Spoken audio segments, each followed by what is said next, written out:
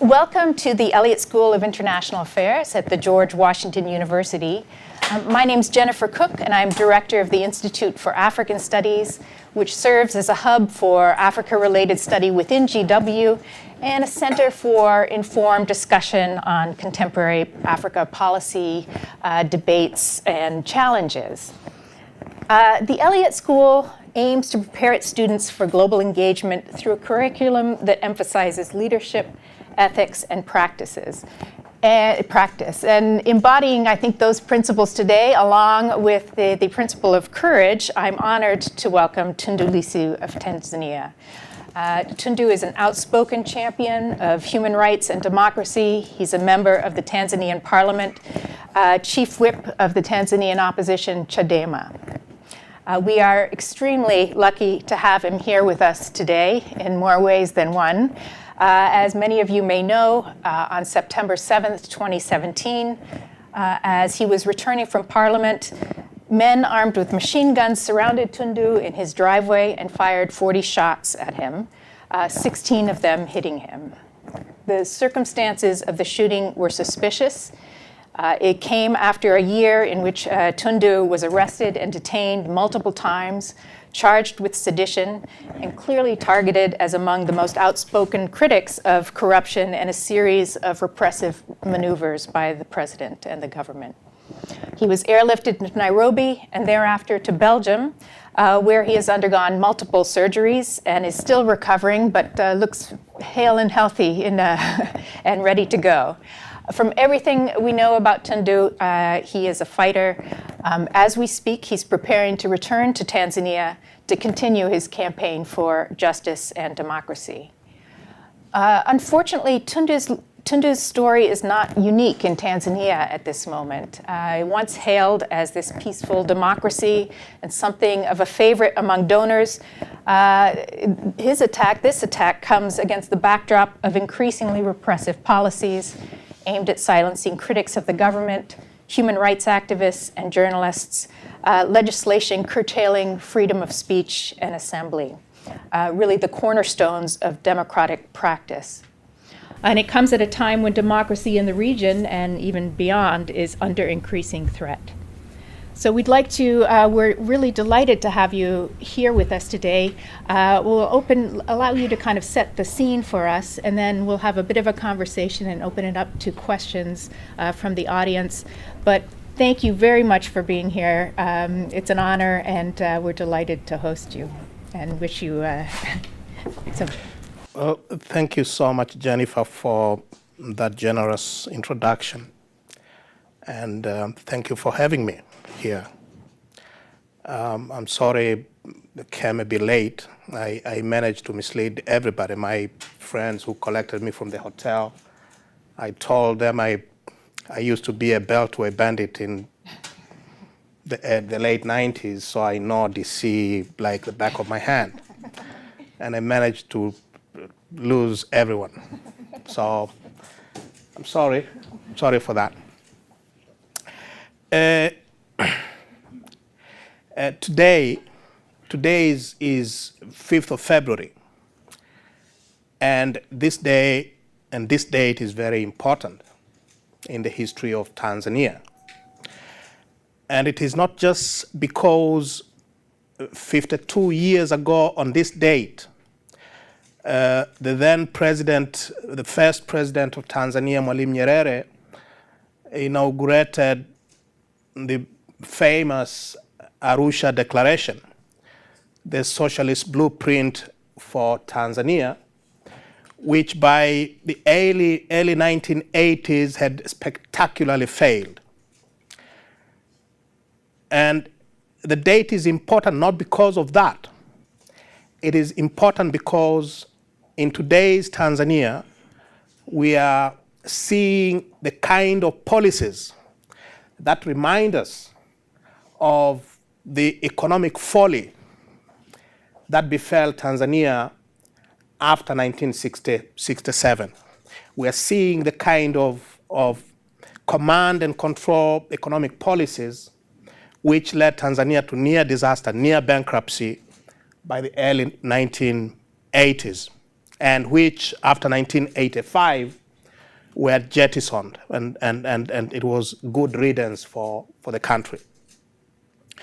But 5th of February is also important because it is the date which 40 years ago, it was 42 years ago? 42 years ago, yes.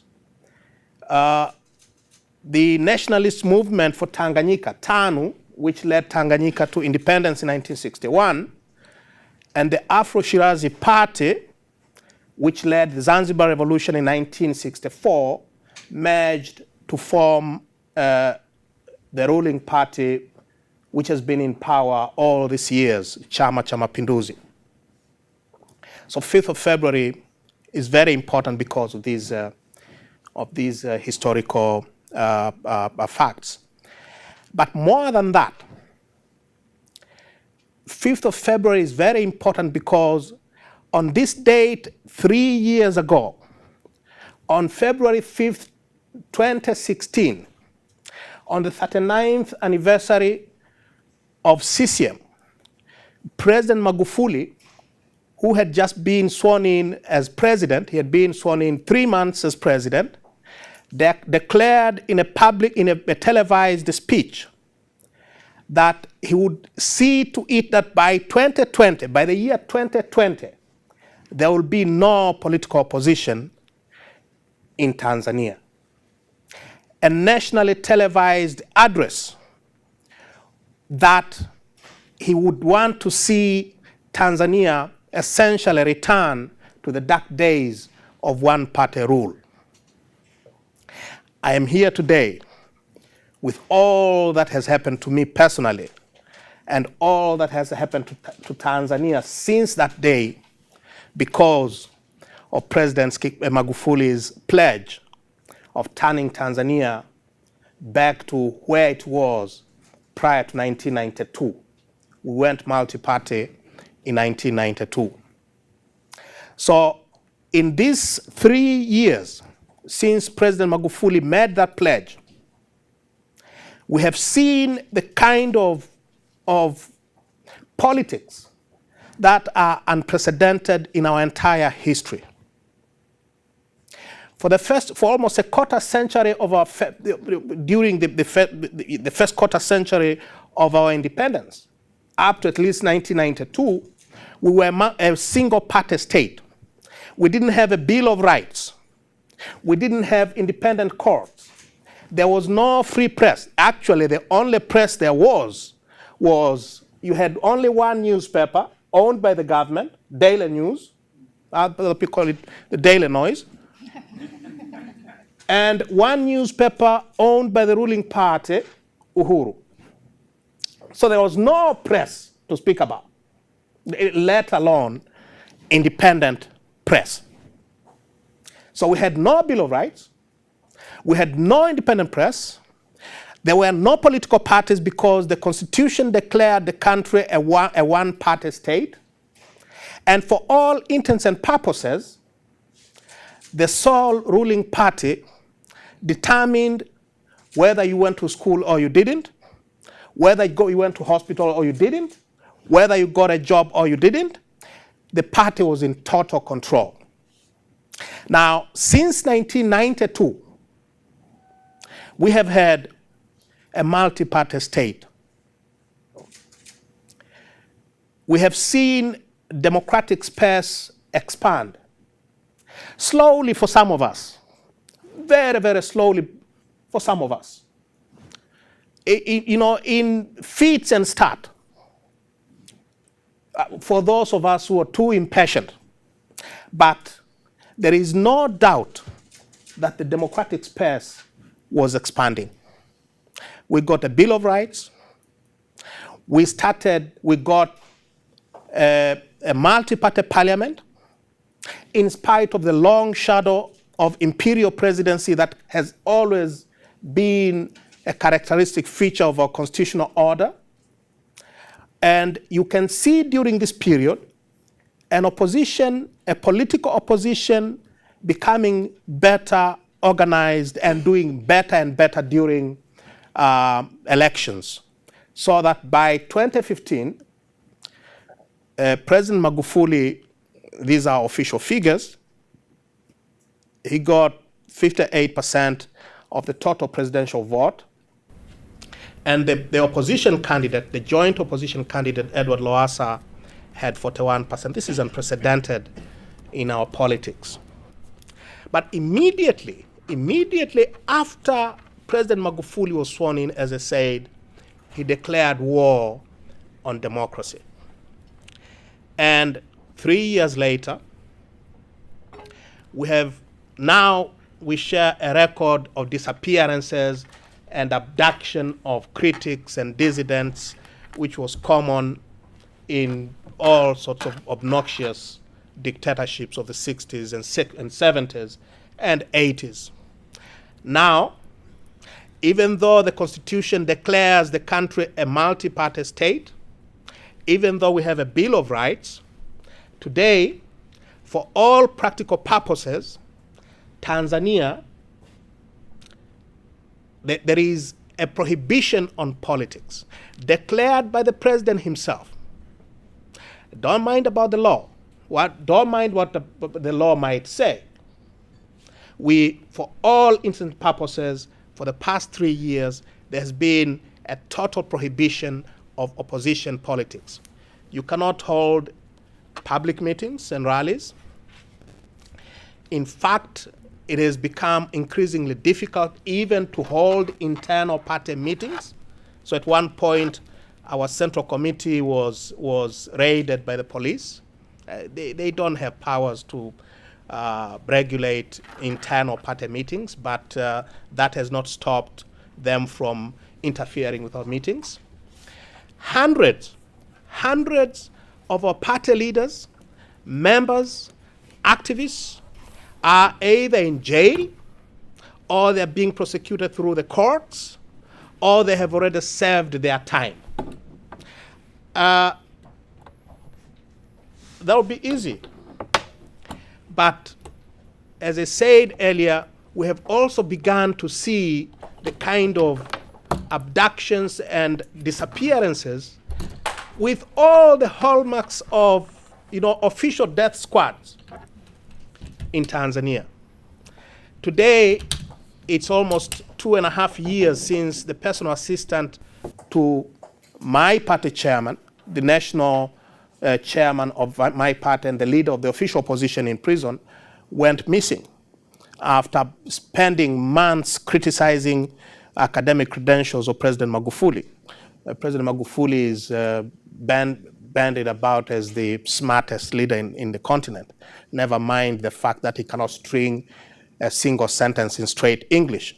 But this gentleman questioned his academic qualifications and was snatched, and we have not seen him since. It's almost 2 years today since a journalist who was investigating the killings of hundreds of civilians just south of Dar es Salaam, which was carried out by the security forces, was snatched from his house in broad daylight. He's not been seen since.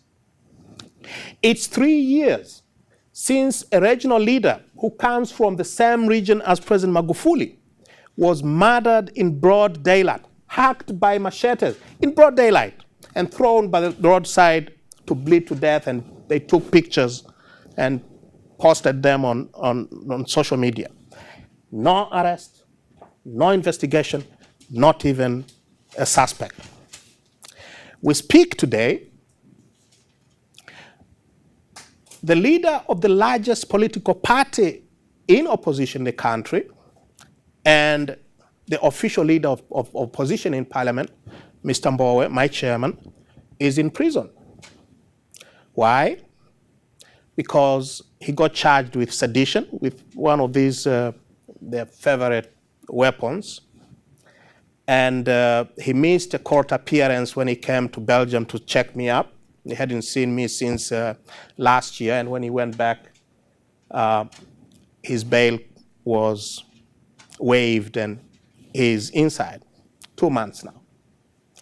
And not just Mr. Mbowe, dozens of members of parliament from the opposition, mainly from my party, are facing criminal prosecution And the standard offense is sedition.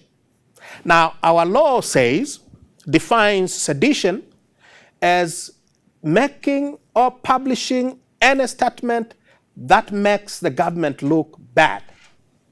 Now, in a multi-party state, in a multi-party democracy, how do you get rid of a government you don't like if you don't paint it black? If you don't show that this government is unfit to rule? Now, that is a criminal offense in Tanzania. I would say it is not entirely Magufuli's fault in this particular case, because our sedition provisions come from the 1950s, from 1953 actually, a year before the nationalist movement was born. It was enacted by the British to deal with the nationalist movement. But Nyerere used it, Mwinyi used it, and Magufuli is using it very, very liberally. 3 years since Magufuli made that pledge, hundreds of bloggers have either been tortured. I'm in my spare time, I'm a defense attorney. And I've spent months or years defending bloggers, young men who send these, innocuous messages on WhatsApp or, Instagram or whatever, and they've been tortured. We now have torture chambers, and many have gone to jail. So, and we not spoken of my numerous cases and what happened to me on September 7, 2017. Anyway, to cut the long story short, the president's pledge to see Tanzania returning to one-party state by 2020 has been very costly. It has been 3 years of blood, toil, and tears. It has been 3 years of hope as well. I survived. And I think we will survive the Magufuli dictatorship. And one reason why we will survive the Magufuli dictatorship is he's a past genius in the art of making enemies. So he's made enemies all over. He provides us with the kind of opportunity to mobilize the nation the way it has never been mobilized before. So thank you for having me here. Thank you for listening to me. And I'll be happy to answer your questions. Thank you very much.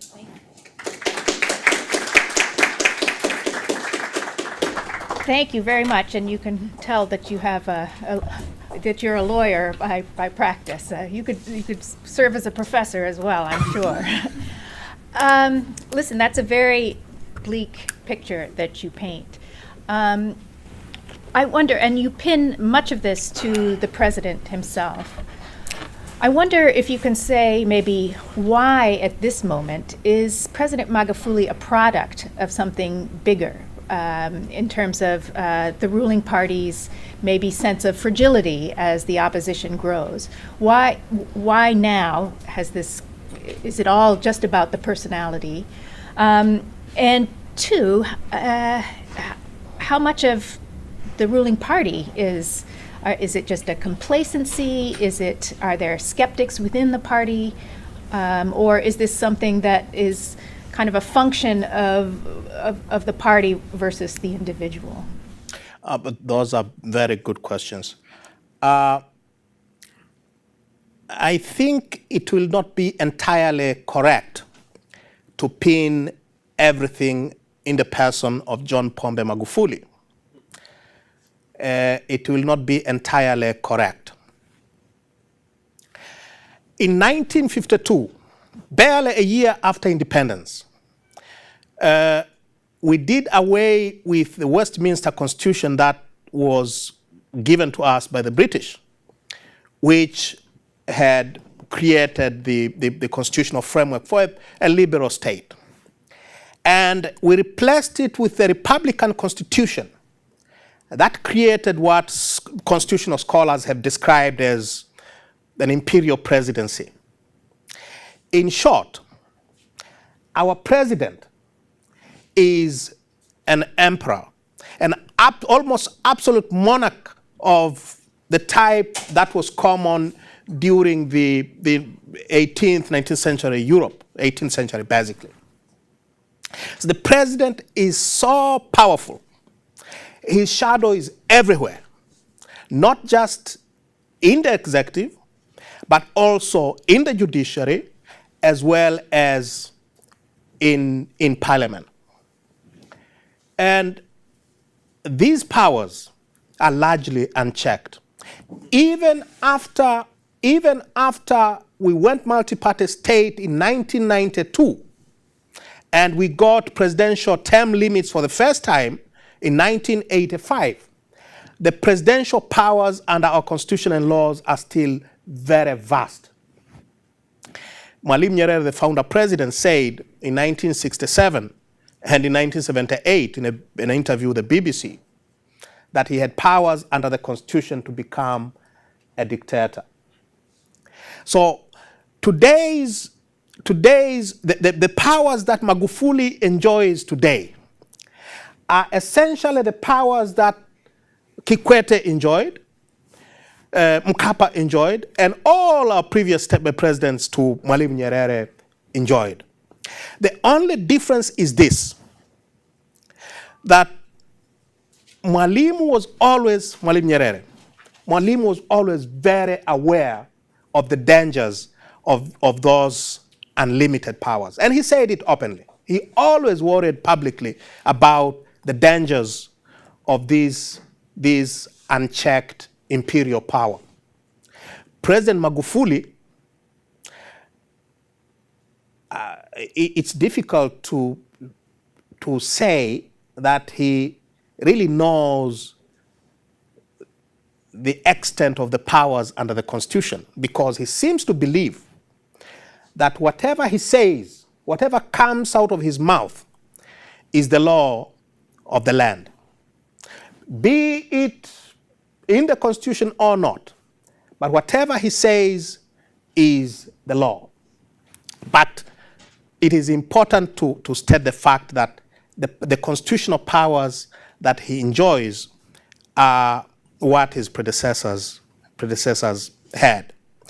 The very strong personal element is in the sense that he relishes these arbitrary exercise of that power.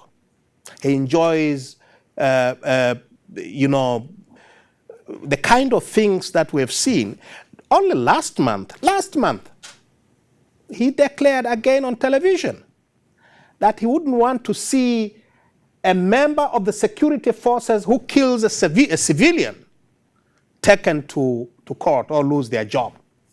Now, this is a presidential license to kill in a country that has seen hundreds of civilians killed by the security forces, and here is the president talking live on TV saying he doesn't want to see any of his security apparatus, members of his security apparatus, taken to task for killing civilians. So he enjoys, it is part of his persona. So it is a personal element, and the constitutional order that we inherited from back in 1962. On the question of whatever happened with CCM, his party, CCM is not a political party in the true sense of a political party, a party that derives its legitimacy from civil society. These people have always been in power. There has been a very close, almost indistinguishable interlinkages between CCM, the party, and the state. The president has always been the chairman of CCM. He's also the the commander-in-chief, obviously. You see a revolving door between CCM and the civilian administration and the armed forces throughout our history. Not just during the period of one-party rule, when everybody, including myself, we were compelled to be CCM members. If you wanted to go to university, the first thing you showed was not your academic testimonials. The first thing you showed was your CCM membership card. Now, even during the era of multi-party politics, you still see this revolving door between the ruling party and the state and the army. It's the current publicity secretary, I think, or the director of foreign affairs is an army general.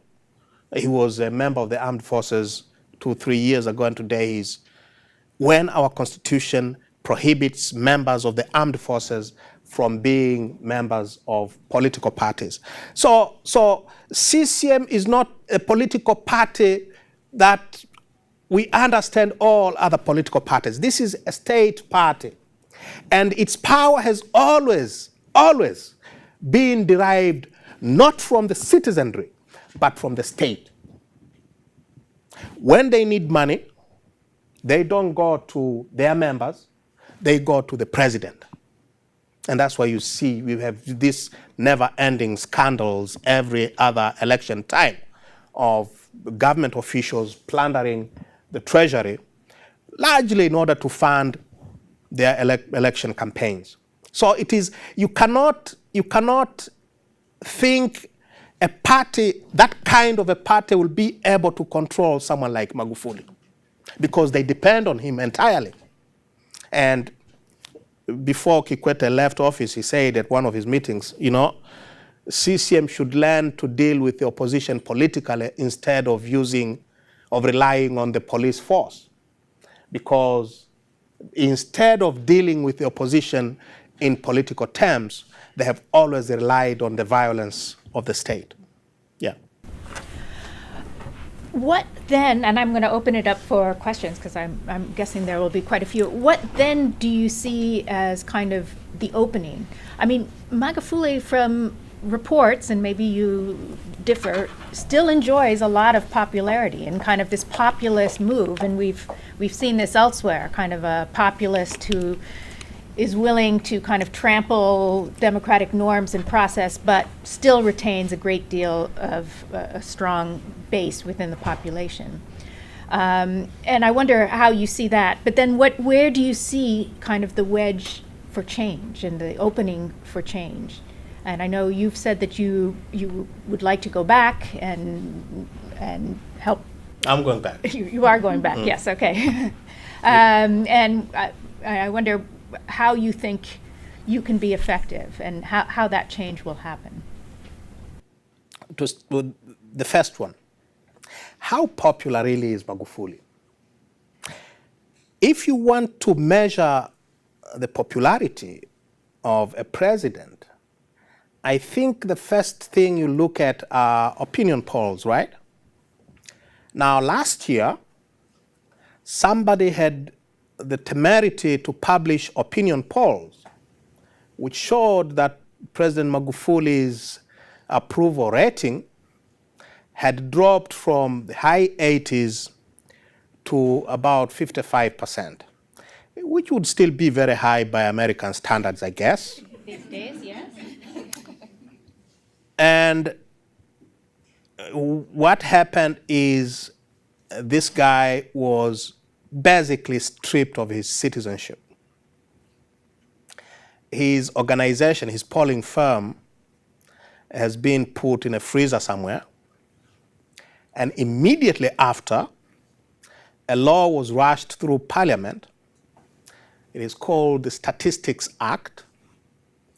And it says, if you want to collect any statistics on anything, you had better get permission from the government or its bureaucrats.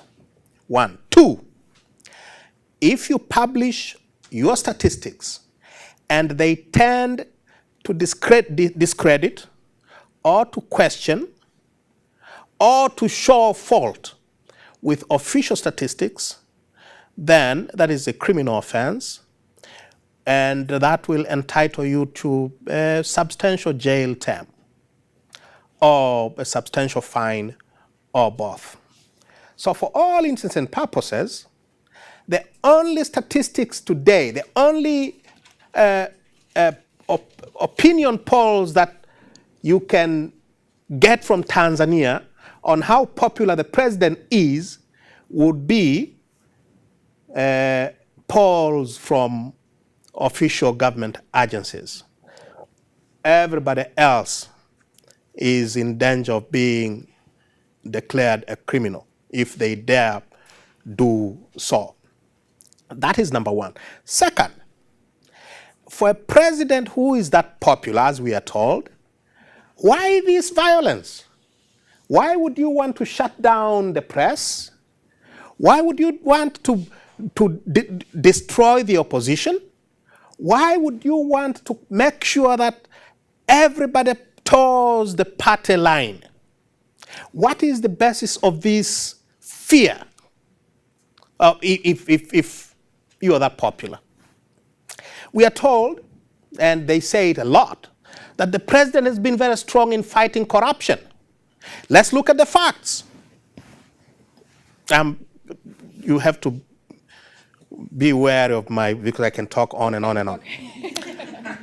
The point is this. In the 3 years of President Magufuli's administration, we have seen hundreds of people detained and charged in courts and charged with these very serious economic offenses, corruption, money laundering, you name it. Hundreds.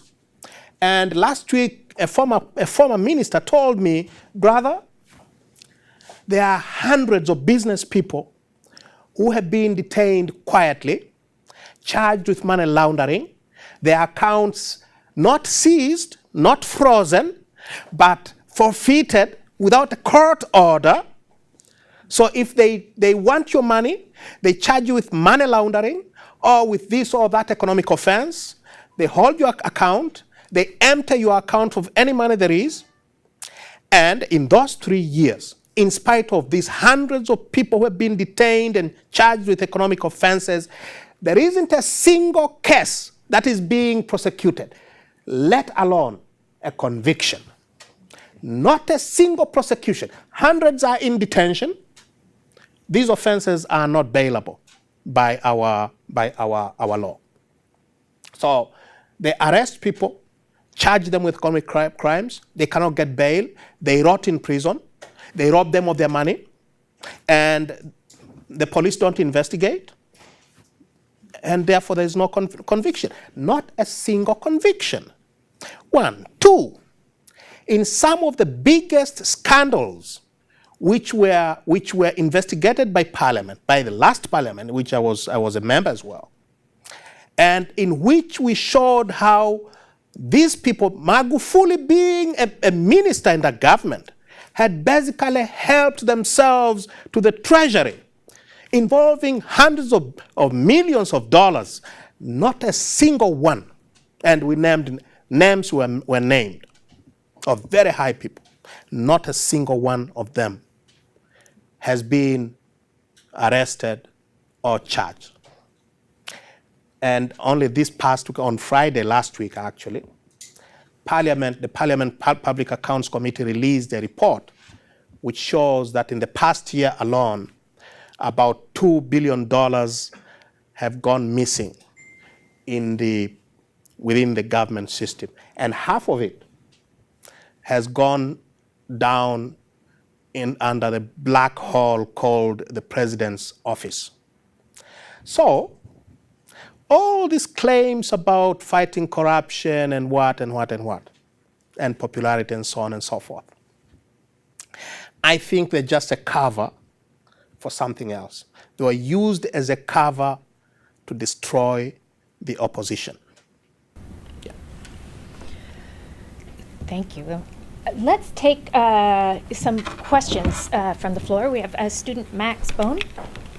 I was in Tanzania in 2015. My name is Max Bone. I'm a student here. I was in Tanzania in 2015 at the beginning of Magufuli's term, and there was a lot of excitement, especially among people my age there.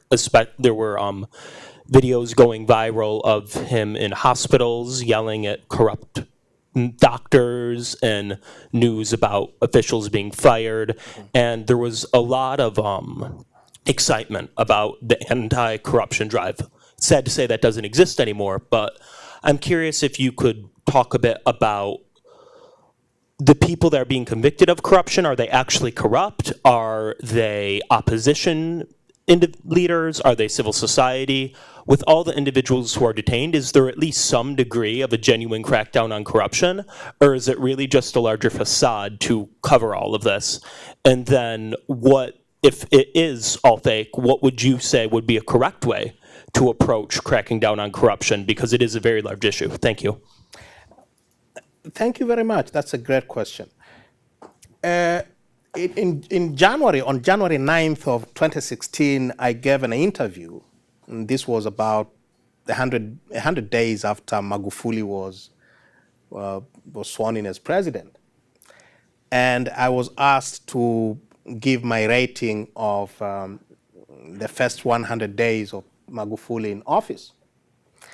And I said, Magufuli is a cross, is a hybrid between somebody called Edward Sokoine, who was our prime minister in the 80s, and he died in 1984, and a very popular, very populist minister for Home Affairs named Agostino Mrema in the 90s.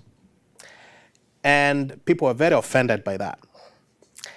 And in that interview, I explained that if you look at Magufuli, the Sokoine side of Magufuli is of this ruthless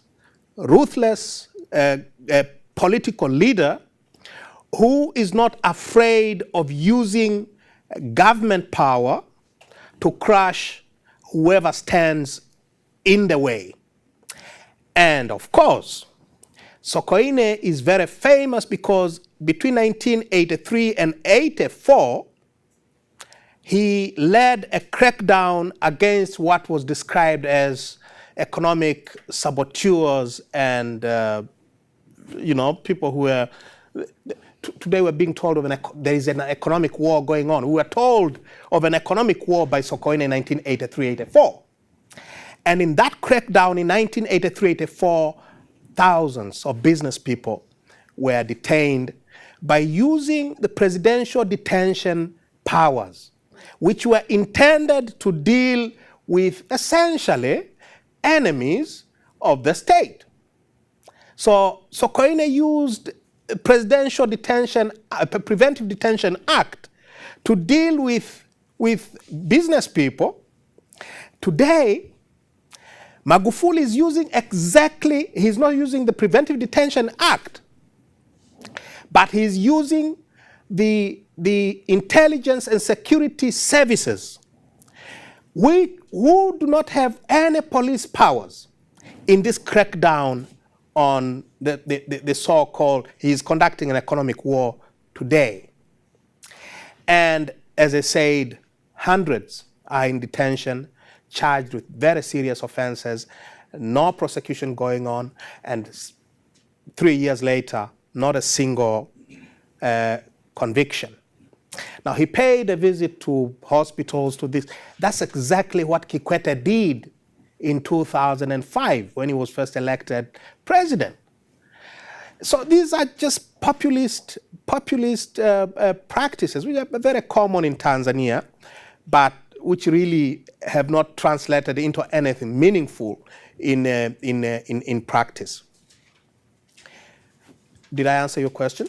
What's the right way to come back? Oh, yes. The rule of law. If you want to deal with corruption in Tanzania today, free parliament. Make parliament what it ought to be, a watchdog of a government. And we don't need to go to Kenya or to the US for examples. We need to draw from our own experience of 10 years under Kikwete. Now, I have personally described Kikwete in some quarters as a mafia boss. You know, he was dishing out government positions to cronies, and his regime was absolutely corrupt. But if there is one thing that is a saving grace, if you may use the term, is the 10 years of Kikwete also saw the flowering of parliament as an independent voice. A lot of corruption scandals that made us very famous. My party became very famous because of using parliament as a platform to, you know, get all this rottenness out in public and so on. So get parliament to do what it ought to do, a watchdog of a government, to supervise government, to oversee governmental operations. Magufuli hates parliament with a passion. Not only the opposition in parliament, we've been beaten up, we've been, you know, brutalized inside the parliamentary chamber, the opposition. That is besides the point. Magufuli hates parliament as an institution. And his first act as president was to elect, well, we still have these beauties in our constitution. The president can still appoint a certain number of members of parliament. All right? So today we have a deputy speaker who, for all intents and purposes, is the real speaker, who is a presidential appointee. And what they have done during these 3 years, this deputy speaker and the parliamentary leadership, is to undermine parliament from within. So today, the kind of debates which had become regular during the 10 years of President Kikwete, today are a pipe dream. The kind of corruption scandals that were you know, dug up by parliament during those 10 years, today is absolutely impossible.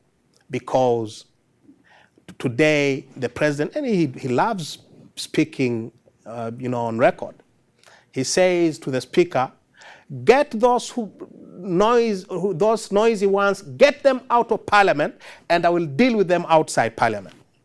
So the speaker chucks out of parliament, us out, me and my colleagues, and when we just get out of the parliament's gates, we find the security people waiting for us.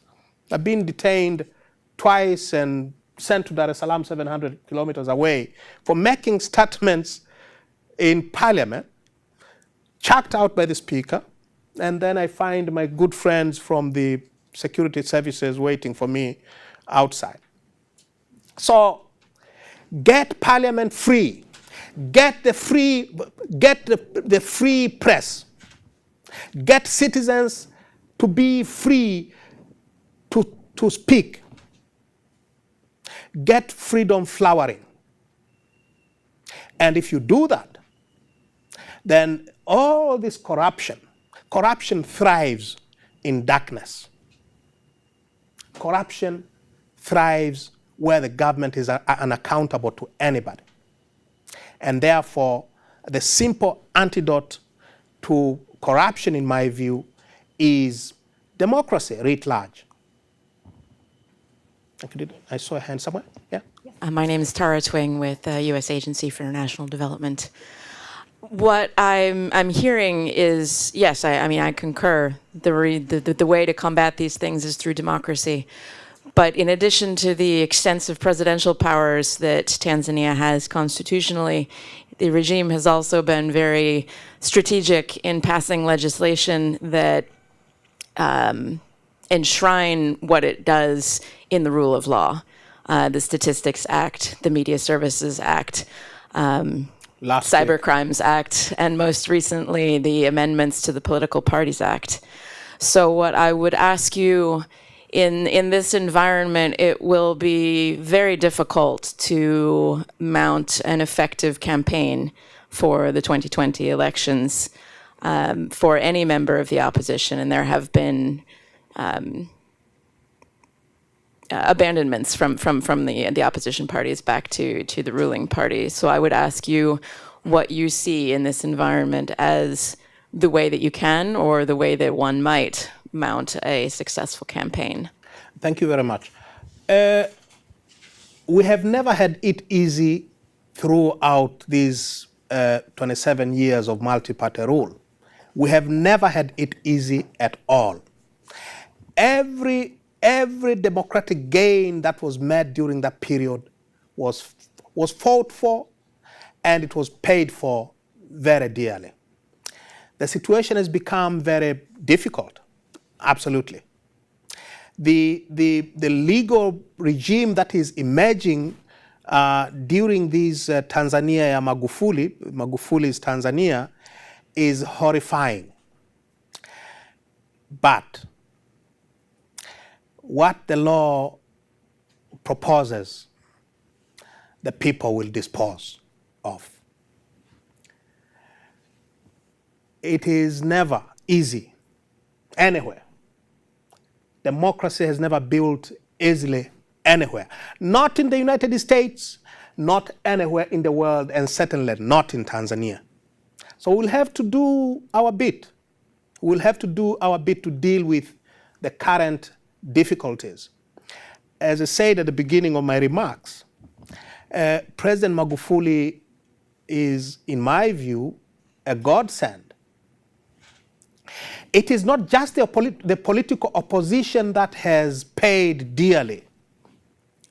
Magufuli is a Roman Catholic, and he will go down in history, in our history, as a Catholic president who managed to antagonize the Catholic Church in Tanzania. Now, the Catholic Church is the most powerful institution in the country outside the state. Last year, the Tanzania Episcopal Conference wrote a pastoral letter, which basically, what I have said during this half hour, basically the bishops, the Catholic bishops, said it in a very polite, clerical voice. But you have a situation where the church, not just the Catholic Church, the Protestant churches, the evangelicals have expressed themselves very strongly about the way the president has managed our affairs during this period, these 3 years. President Magufuli has attacked the business community with unprecedented violence. And we're not talking of the local business community. That's what Sokoine did in the 80s. He's attacked the local business community. He's basically destroyed 20 years of hard work of President Mkapa and Kikwete in creating an atmosphere that is conducive for foreign direct investment. You will have heard of Acacia, this mining company, which was slapped with a tax bill of $194 billion, not billion shillings, $194 billion, which I described as professorial rubbish, and I was arrested for it. He's antagonized the international community. Our president doesn't travel. His witch doctor must have told him, don't go anywhere near those airplanes. So he doesn't travel. He doesn't go to international meetings or conferences. He's antagonized government employees. He's antagonized everybody. Today, even parliamentarians, CCM parliamentarians, you don't travel outside the country if you don't get permission from the president's office. The speaker said the other day that I have not been, the Parliament has not footed the bill for my medical treatment because the President did not approve. So I got shot 16 times, attending parliamentary sessions, whisked out of the country unconscious. I was in coma for 7 days, and I've been in hospital since, and Parliament has not paid a penny because the President has not approved the release of the money for my treatment. Now, it goes for every member of Parliament, for every judge, for every civil servant. You don't travel if you don't have the President's permission. We are told not a single payment of more than 10 million shillings. 10 million shillings is about $4,000. Now, no payment in the government system of more than $10 million is mad. 10 million shillings. 10 million shillings, yes, 10 million shillings, without the President's approval. And then you have all these multi-million-dollar acquisitions of aircraft, which no one knows how they've been acquired, no one knows the contracts. The President is building a 5-kilometer-long runway, an airport in his home village.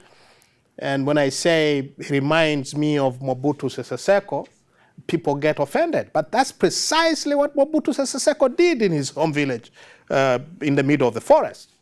So seriously, we are in for it. Now, the question was, how do we get going against him?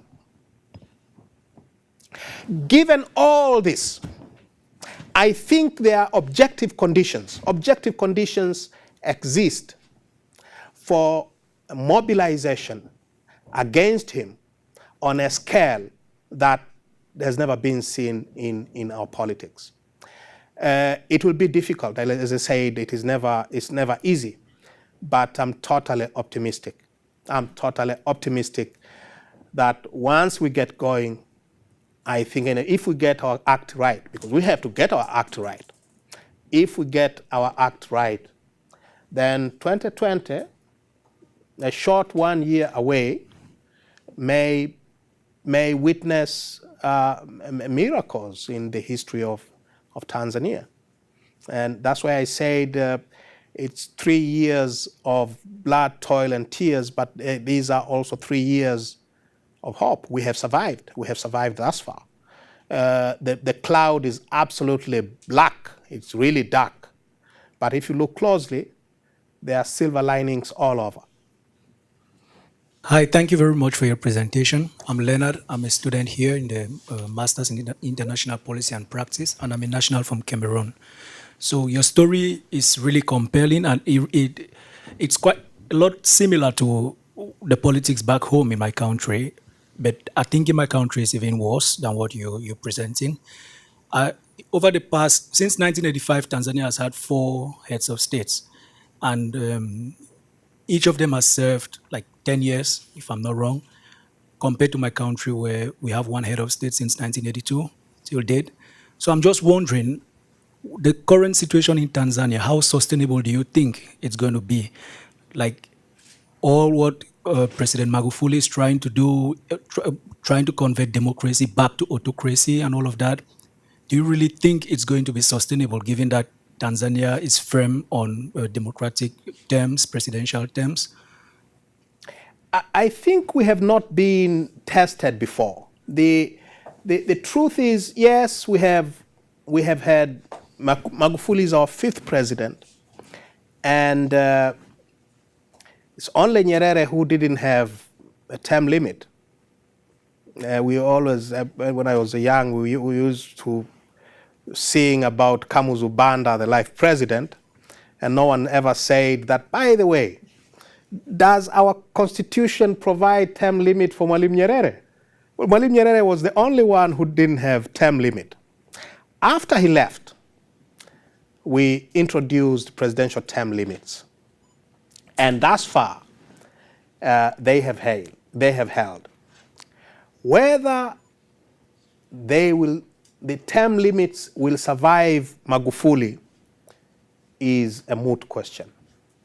Because now there is subterranean debate going on in the corridors of power and within CCM about doing away with the two-term limits to presidency. Magufuli himself has publicly come out against the idea, but to what extent can we take his word, given that he's totally erratic? I will not make comparisons, but it's totally erratic. His word changes according to how he wakes up that particular day. But there is a discussion about removing presidential term limit. Immediately upon assuming the chairmanship of his party, they have introduced a clause in the party constitution, the party statutes, CCM party statutes, which prohibit a sitting president and chairperson of CCM from being challenged from within for the presidency. So there are things that are happening in the dark crevices of our politics, which portend a future that may be inconsistent with this tradition of presidential term limits. My name is Rebecca. I work with international education at the State Department, and I spent 2013 and 2014 in Tanzania, in Karagwe. Been around a lot of Karagwe and Akiwa. Love it. And I was working with high school and college students there. And in the run-up to the election, what I really saw was just a lot of they wanted change, and they didn't know quite how to get it. There, of course, were CCM stalwarts, but also many supporters of Chadema and CUF. I felt much more in the youth demographic than in the older ones. And, you had seen history of youth protests, along education, access, and things like that. But I hadn't really seen them, maybe because they didn't know how to get engaged. So looking forward to the next election, you talk about mobilizing. What do you think the opposition can do to mobilize youth, especially since they are such digital natives now, and especially in rural areas where, where I was at, we had to wait like 2 days for the newspapers to get shipped there from Bukoba, but they could access information on WhatsApp. But especially now with the censorship of social media and digital platforms, what do you see as a way to best mobilize youth for change for the opposition? The best way by far is social media. In spite of all the attacks, in spite of this brutal crackdown on social media users, we have not been silenced yet. The youth have not been silenced yet. Newspapers, no one reads newspapers nowadays. So social media is the way of doing it. And when I say we have survived, the fact is, in 3 years in which we have not been able to hold public meetings, social media has taken a kind of importance that is really huge. So it will still use social media. They don't have prisons big enough to imprison the entire population. They simply don't. Hi, Andrew Bogran from Oxfam. I'm just curious if you could talk a little bit about how the international donor community and also businesses that are in Tanzania should address these challenges. And is there a way to react to the kind of ongoing crackdown? There was, I think, in the news certainly in the United States, the crackdown this fall on the LGBTQ community was everywhere. It was fairly pronounced, which you don't see from Tanzania.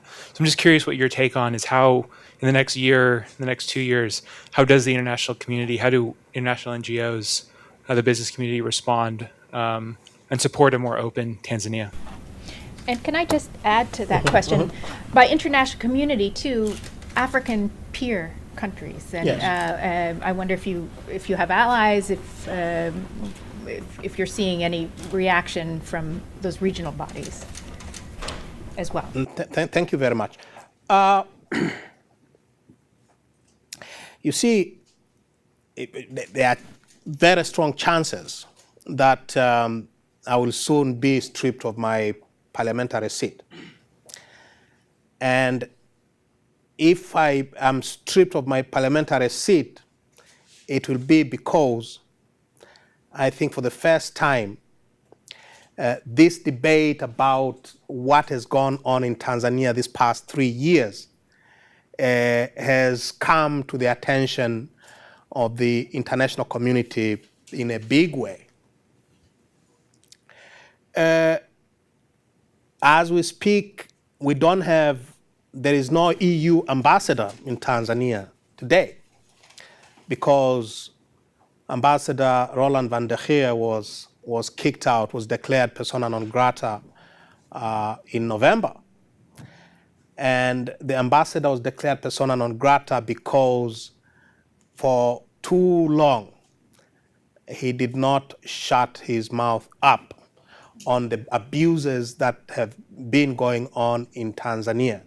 And they eventually got rid of him.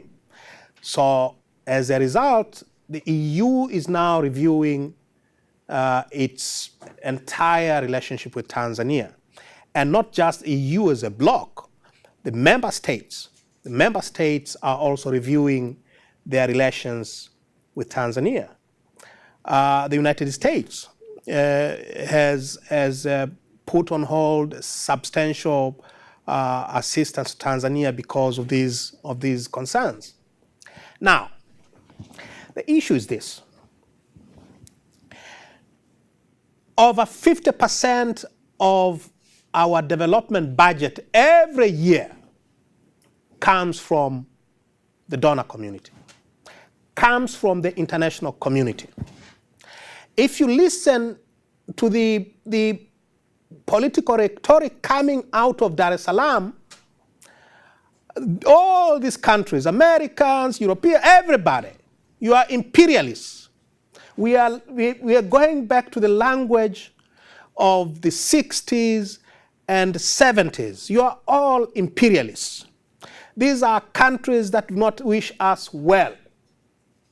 Now, these also are countries that provide over 50% of our development budget every year, and they have done so for a very long time. Now, my view is, and my position has always been very clear, the international community has a choice with regard to President Magufuli.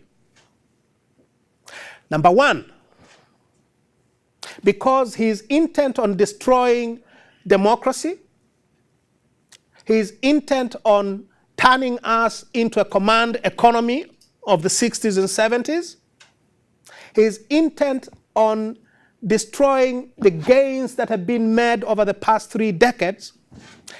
You have two choices. You either continue to bankroll him, and he loves it. Every time he gets somebody from the US or Europe or wherever, he says, here, see, they approve of me and my policies. So continue bankrolling a dictatorship, continue subsidizing these attacks on human rights and democracy, or send a message loud and clear that if you are going to destroy democracy, if you're going to kill innocent civilians and you don't want your policemen and women to be held to account, do it, sir, but not with our money. Not with our money. You will be called imperialists, you will be called all sorts of names. We have, as a country, we have obligations to the world. We have signed up to international human rights treaties of all sorts. We have declared to the world that we will respect human rights, that we will not kill innocent civilians, that we will not have extrajudicial killings. that will respect democracy and human rights. Those are our obligations to the world. If we don't discharge our responsibilities to the world has no business giving us a penny of their money. So those are the two choices. You subsidize these government of disappearances and abductions and killings, or you stand up and say, not with our money. The international community has done it before. In the 80s, in the dark days of apartheid regime in South Africa, when, I'm sorry, I don't want to ruffle any feathers, but when President Reagan was unwilling to impose economic sanctions on South Africa, universities across this country, and eventually the Congress, overrode President Reagan's veto and imposed sanctions on apartheid South Africa. And that hastened the end of apartheid. So there is a responsibility that goes with the assistance that you give to our countries. Don't give it without asking questions. Don't subsidize dictators. My name is Juliet Kwamboka. I'm a fellow at Amnesty International. I'm from Kenya. My question is on the role of the African Union. The African Union is always quiet on human rights violations in Africa. And Tanzania is a member to the African Union. And for several years, the president has failed to attend the summit of the African Union. What has the African Union done to ensure that human rights are protected in Tanzania? And what has the East African community, because Tanzania is also a member of the East African community with several other countries, Rwanda, Burundi. What has this East Africa community done to ensure that Tanzania, which is a member state, upholds the rights of individuals? And so far, great progress has been made on women's rights in Tanzania, and hearing the president making declarations that girls who are pregnant should not go back to school. What domestic remedies are in place to ensure the president does not make declarations that are taking the country back to where women are violated and their rights are not respected? Thank you. With regard to the African Union and the East African community, the African Union is still very much tied to its OAU past. It's a gentleman's and few women's club. And as such, they are not in the habit of, being too tough on one another. And the best example, I guess, is what recently happened in the Congo, when the AU came out fairly forcefully that was not an election, it was a fraud, and immediately backed out. In these past 16 months, in which I've been hospitalized, first in Kenya and then in Belgium, I have had a lot of discussions with officials from the AU headquarters. These are good people. They mean well. But ultimately, the decisions are not theirs. The decisions are made by the Council of Ministers and the heads of state, and you don't really expect much from that side. The same with East African community. In fact, of the 6 member states now, Kenya is about the only country where we can look for as a model democracy, in spite of the many serious problems that Kenya has. But it's about the only country where you can be a dissident without fear of being visited at night by security operatives. Only Kenya. You cannot expect Museveni or General Kagame or our good friend Pierre Nkurunziza to say anything untoward to Magufuli. And he doesn't care anyway, because, as I said, he doesn't travel. He is really a son of the soil in a very literal sense. He doesn't travel. He was chairman of SADC for a year. He never attended a single meeting. He was chairperson, not a single meeting. So seriously, and they don't have the economic leverage. It is very important to realize this is a fact. This is a very unfortunate fact. The point is AU and EAC and SADC and everybody else cannot do much because they don't have any leverage over the government, such as Magufuli's. What will they do to him? Send in their army? Do they have armies? Yeah.